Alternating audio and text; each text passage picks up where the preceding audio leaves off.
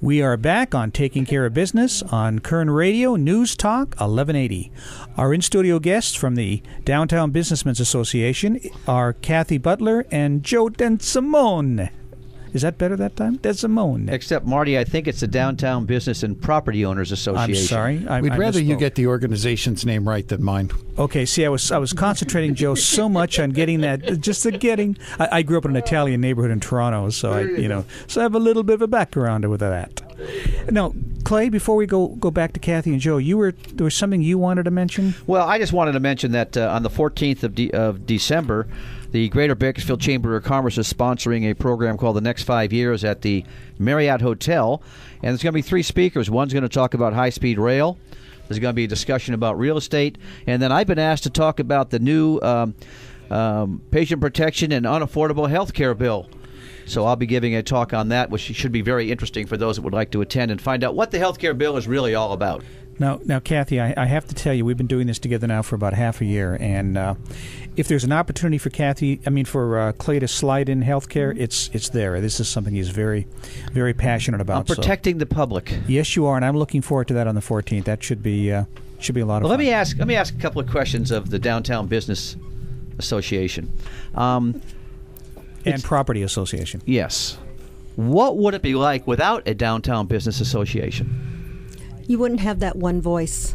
And we have businesses, whenever there's a problem, they call us. And we have the connections that can help them. So you act as an ombudsman for Yes. the business owners? Correct. Advocate. We are an advocate for the downtown businesses, small businesses. And would you advocate for those of us? The city of Bakersfield also, it's important to note that they turn to us to coordinate a lot of the business-related topics and to gather the input on significant things before changes are made. So the improvement on Chester, for instance, took its particular shape because of the input the business owners gave to us and through us to the city. The city also asks us to coordinate any street closures on Chester Avenue.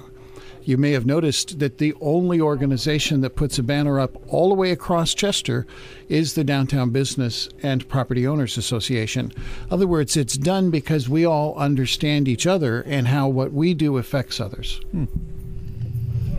Kathy? And our as I said, we are the advocate for downtown, and we know how to get things done.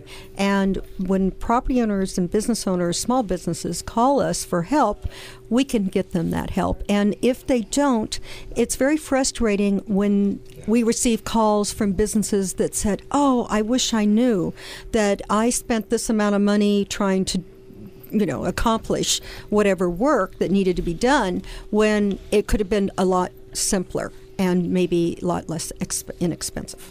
Mm-hmm. Well, it must be not only business for you, Kathy, but a lot of fun, because you've been at this with them, as we saw earlier, 35 years. 35 years. I've seen so many of the changes downtown. We were the retail hub for Bakersfield. Mm-hmm. And then it changed, where then we were the thrift shops. Then we were the antique stores. And now we're the arts district. But the education district, we almost lost the education district downtown that we had. What education the district? Weil Institute, the college. Okay. At one time, they were looking at a location near the college, Cal State. And because of the commitment of the superintendent of schools moving downtown, then you had the downtown school, the University Square that we're in, it's our building, and it just strengthened the education area that is east of Chester.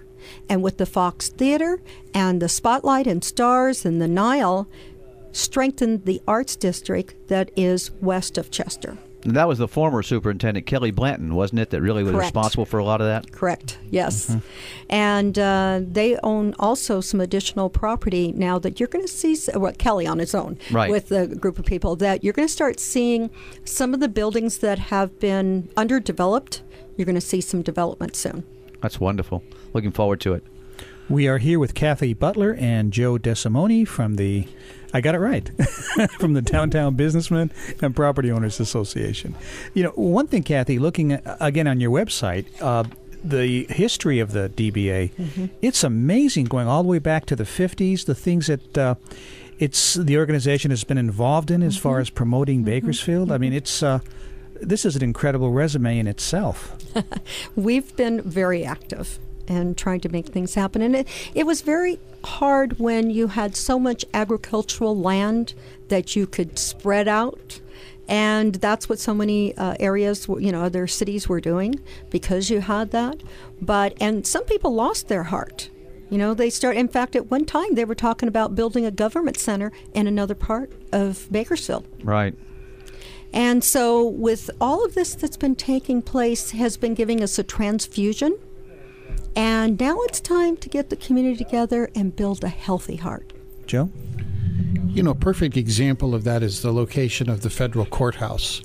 And I know that there are proponents on both sides of the issue, but the wisdom of that decision can be played out right now in the beauty of the Mill Creek area, in how that development has attracted thousands of interested people to the downtown, events downtown, but it's also attracted a lot more federal and state redevelopment dollars to help in improving that particular part of our community.